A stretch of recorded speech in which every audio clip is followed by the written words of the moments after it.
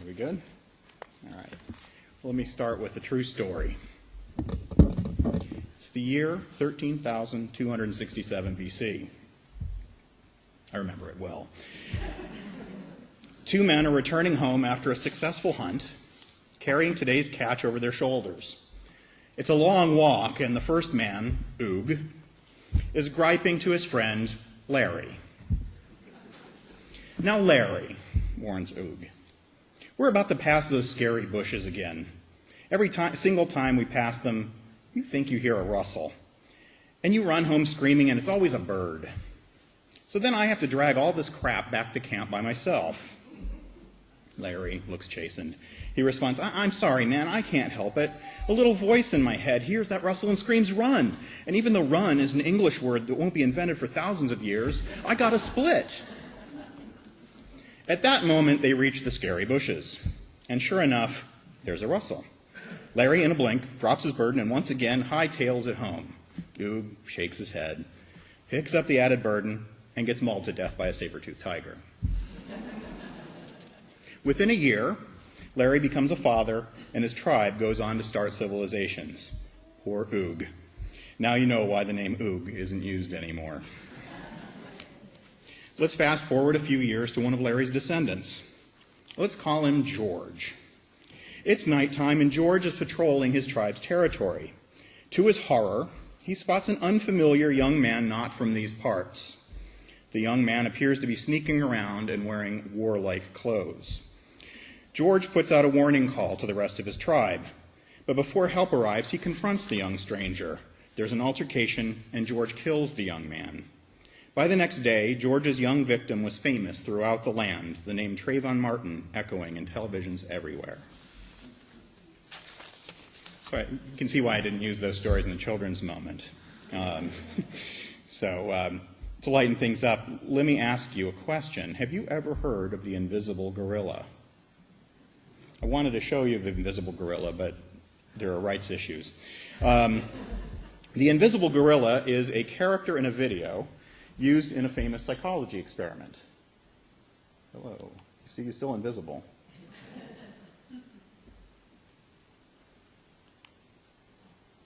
There we go. In the study, subjects were told to watch a video showing two groups of students passing basketballs to one another and to count the number of times the white-shirted team passed the ball. The subjects weren't told that there would also be a person in a gorilla suit that would walk into the frame, stroll past the players, you can barely see him here, sorry, stroll past the players, stand in the center of the frame, beat their chest, and then walk off camera. The majority of the subjects in the experiment never saw the gorilla. I tried this video to some of the RE kids, and it totally worked. If you watch this video knowing the gorilla's there, it's impossible not to see the gorilla. But they don't see it because they're so busy focusing on the basketballs. So the invisible gorilla is telling you something.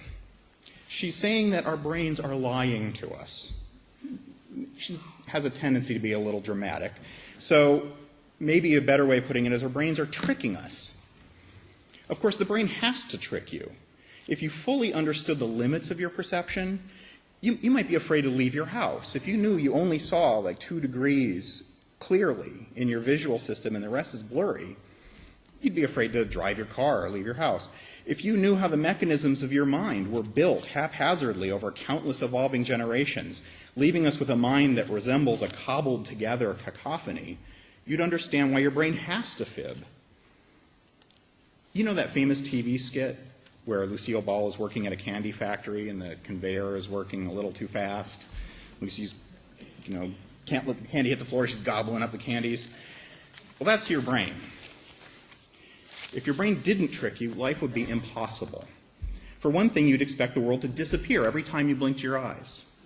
Your mind maintains a sense of permanence, so you don't have to reconstruct the world every couple of seconds. This sense of permanence is so compelling that people get overconfident and try things like text and drive. I can still see.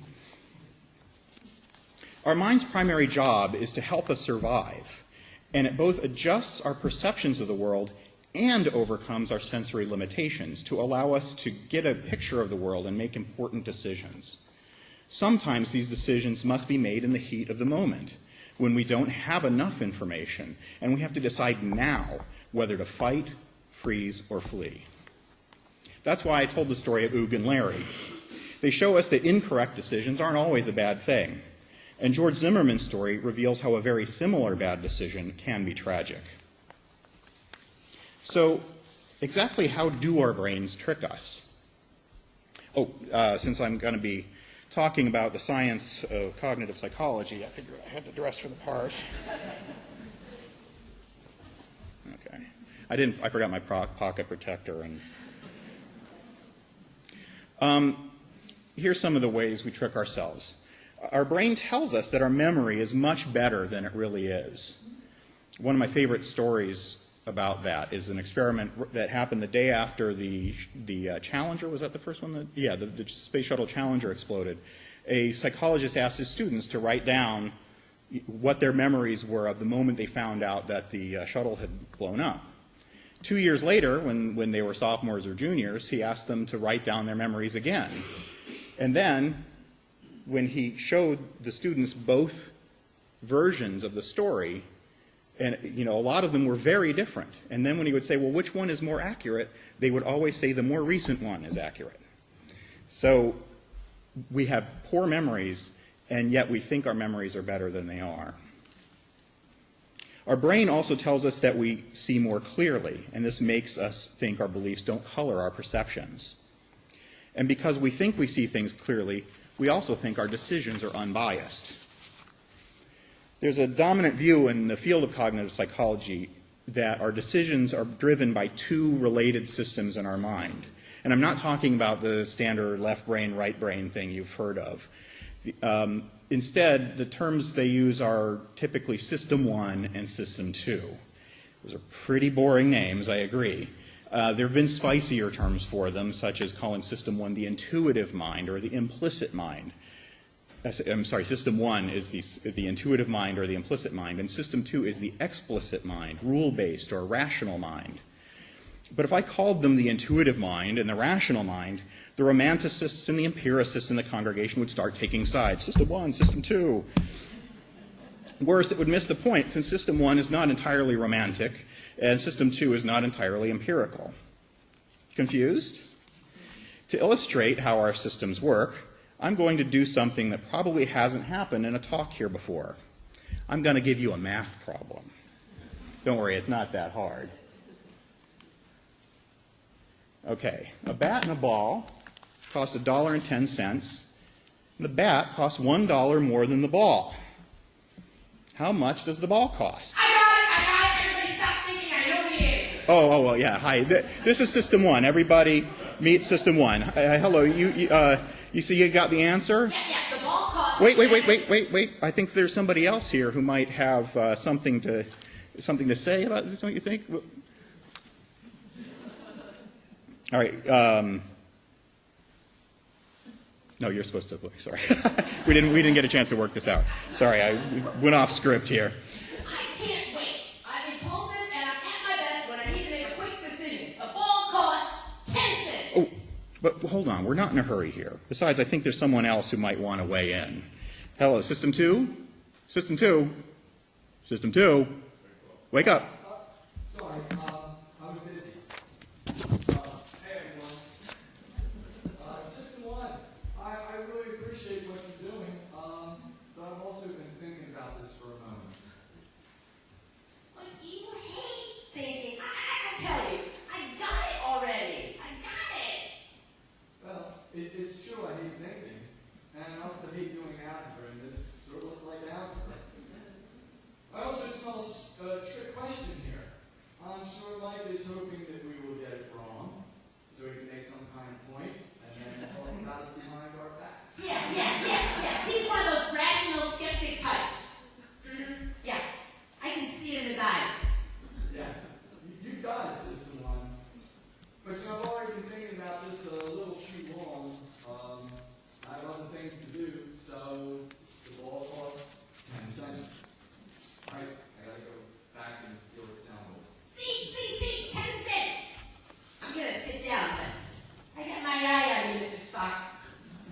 And scene.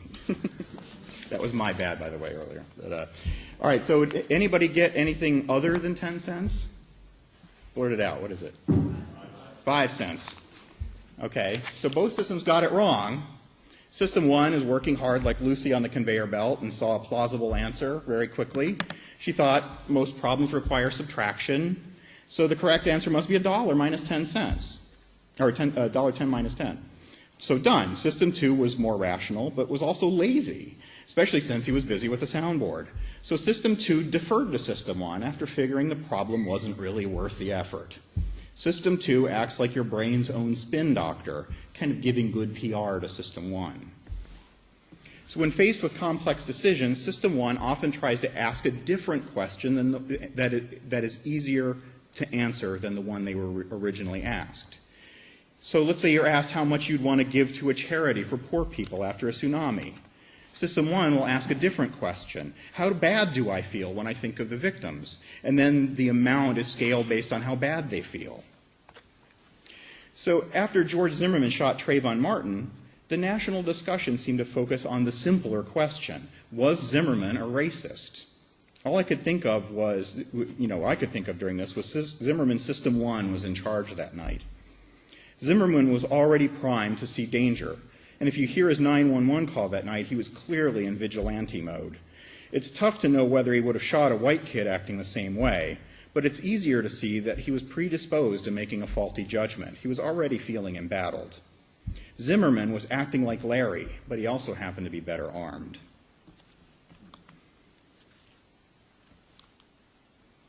And there it goes again. As Tom Waits once said, we are all just monkeys with money and guns.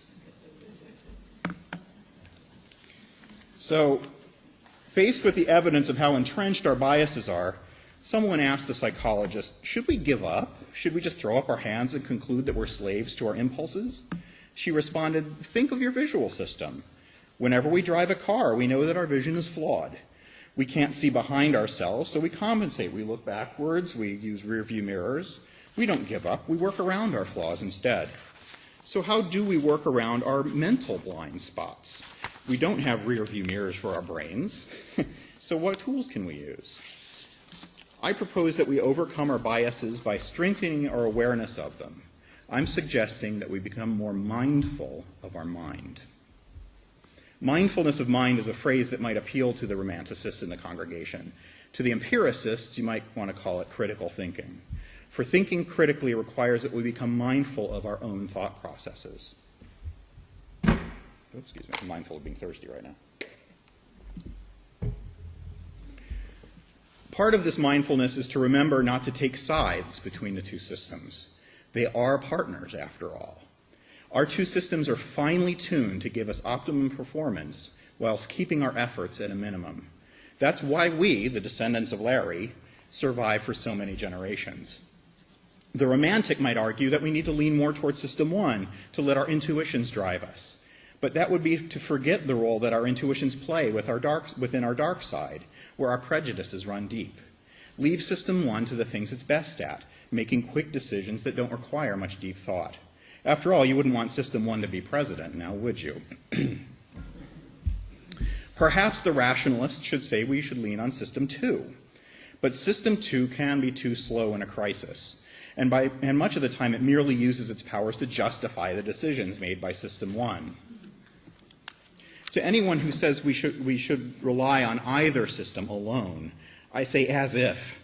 Our intuitions cannot and will not be ignored, and we bypass our deliberative minds at our peril. To develop mindfulness of mind, we need to arm System 2 with a better understanding of how our mental processes work, and make this awareness part of our day-to-day thinking. We're really good at thinking critically about other people's thinking. Let's strengthen our ability to think critically about our own thoughts. And here we're faced with an irony. To be mindful of mind, we must be familiar with the science of mind. And a lot of us don't like science. We're leery of it, though it has a lot to say about the big questions. Where did we come from? Who are we? Where are we going? It enlightens us in matters about how we behave, whether we're in the heat of battle or think we are, like Zimmerman, Or simply, if we're at the grocery store deciding on cereal. If science is a form of mindfulness, why does it have such a bad rap? I blame it on stereotypes. Maybe it's Mr. Spock's fault, or Dr. Frankenstein, or all the other movie and TV tropes. I mean, what are the stereotypes of scientists or skeptics or rationalists in general? You know, lab coats, right? Got the lab coat, got the clipboard, analytical, cold, unfeeling, surrounded by beakers. They're skeptical, cynical. They unweave the rainbow with their dissecting and breaking things apart. Whenever I hear that scientists are cold, emotionless, and hyper-rational, I think, who are these scientists? If you've ever been to a brown bag talk at my old psychology department, see how they would yell at each other, you'd know how ridiculous that stereotype would be. Have you ever seen E.O. Wilson talk about ant behavior? Have you ever heard Carl Sagan or Neil deGrasse Tyson's moving words about the universe, or Richard Dawkins describe with awe and the beauty and terror of evolution? Really emotionless? Cold? So if this is so false, why does the stereotype persist? I have a feeling that it's because scientists, historians, and other members of the reality-based community often puncture cherished beliefs and beloved stories, and for that reason they're labeled killjoys. Creation myths? Busted. Ghost stories? Nope. Faith healers, spoonbenders, psychic channelers? All parlor tricks. Thanks, scientists. What are you going to tell us next? That we can't smoke cigarettes or use as much fossil fuel as we want? Our urge is to protect our beliefs. That's the job of System 2, one of its many jobs. And one of the ways System 2 can do so is to assume that the killjoys aren't capable of emotion and just won't give in to their true natures. They take the fun out of everything and want to make everything rational. Physicist Richard Feynman challenged this stereotype. He said, I have a friend who's an artist, and he's sometimes taken a view which I don't agree with very well. He'll hold up a flower and say, look how beautiful it is. And I'll agree, I think. And he says, you see, I, as an artist, can see how beautiful this is. But you, as a scientist, take this all apart and it becomes a dull thing. And I think that he's kind of nutty. First of all, the beauty that he sees is available to other people and to me, too. I might not be quite as refined aesthetically as he is, but I can appreciate the beauty of a flower. At the same time, I see much more about the flower than he sees. I can imagine the cells in there, the complicated actions inside, which also have a beauty. I mean, it's not just beauty at this dimension of 1 centimeter. There's also a beauty at a smaller dimension, the inner structure, also the processes, the fact that the colors in the flower evolved in order to attract insects to pollinate it. That's interesting. It means that insects can see the color. It adds a question. Does this aesthetic sense also exist in the lower forms? Why is it aesthetic? All kinds of interesting questions, which shows that a science knowledge only adds to the excitement and mystery and awe of a flower. It only adds. I don't understand how it subtracts. Feynman is talking about mindfulness. Not only is he aware of the flower's beauty, his knowledge also shapes and informs his appreciation. And his appreciation makes him more curious, which leads him to learn more and become even more mindful. I added a cartoon here. So here's the science advocate. Why is it important that we've trapped antimatter? Well, it has future applications, propulsion, education, data, transmission, you name it. Here's a mindful scientist reaction. What? So why is it important that we have trapped antimatter? Because it's awesome.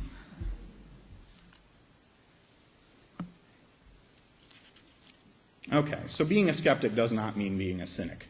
Let's stop catering to the prejudice of the cynical, cold scientist. For a start, let's shed the lab coat. Should I? Take the capital S out of science and turn it into a small s. We need to understand that science isn't just performed by people with clipboards. It's something we all can do. So, well, all right, scientists, can I get an amen? All right. I'm going to lead you through some more thought experiments. And by now, your System 2 is saying, I'm going to try to trick you. So do me a favor, as part of your mindfulness of mind practice, try paying attention to what your System 1 tells you as you work these out. Okay, thought experiment 2. It's not mathematical, don't worry. I have a cousin, Arthur, who is a bit on the peculiar side. He has unusual tastes in movies and art. He is married to a performer, and he has tattoos on various parts of his body. In his spare time, Arthur takes yoga classes and likes to collect 78 RPM records. An outgoing and rather boisterous person, he has been known to act on a dare on more than one occasion. Okay?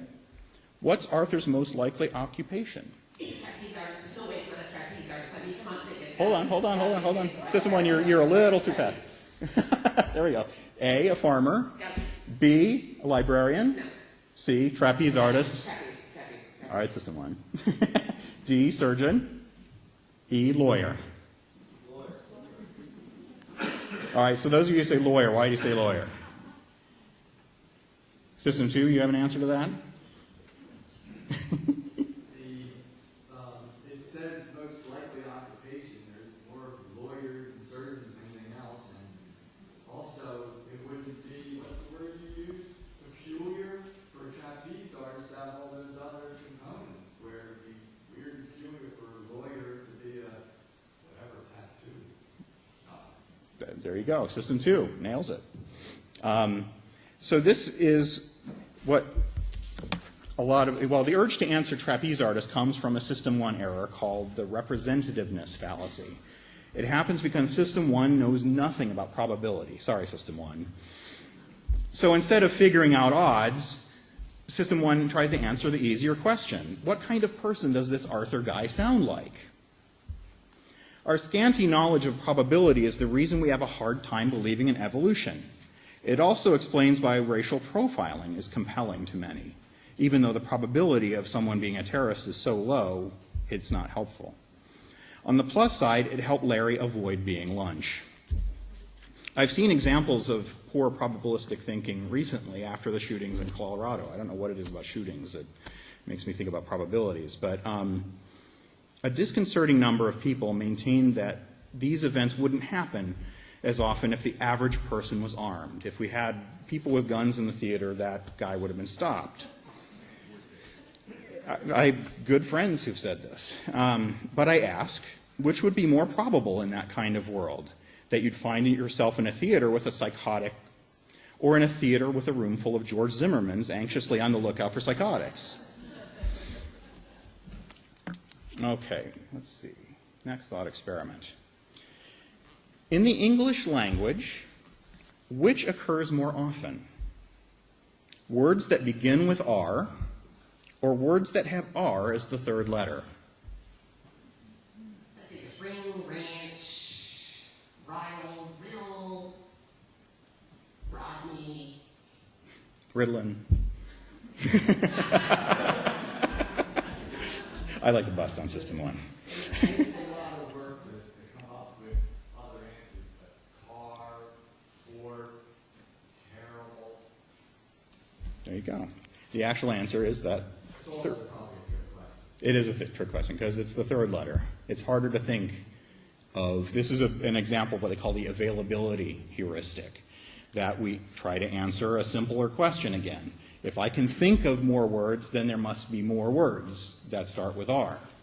It's harder to think of words that have R in the third position. It takes work. This error feeds on the fact that we prefer stories to statistics, something that TV news really thrives on. Right? You see something about a terrible murder every night on the local news, and so you're going to think that murders are more likely. Or on the happy side, that it's more likely for you to win the lottery because you see these happy people every month or so winning the lottery, even though the probability is even less than if you got murdered. All right. The last thought experiment. I'm going to give you a sequence of 3 numbers. My numbers will follow a rule that I have in my head. And your job is to figure out that rule.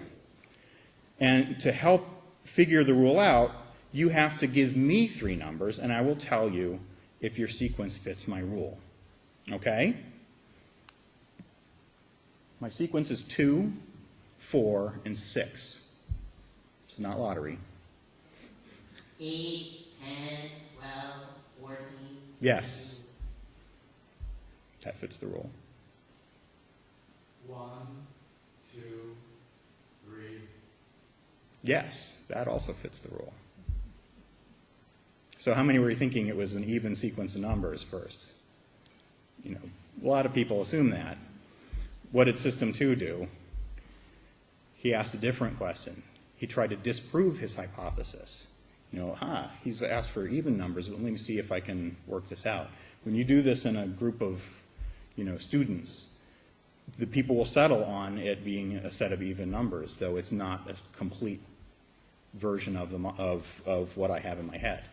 What people don't do, you know, this is an example of confirmation bias. We're biased toward supporting the theory we have in our mind.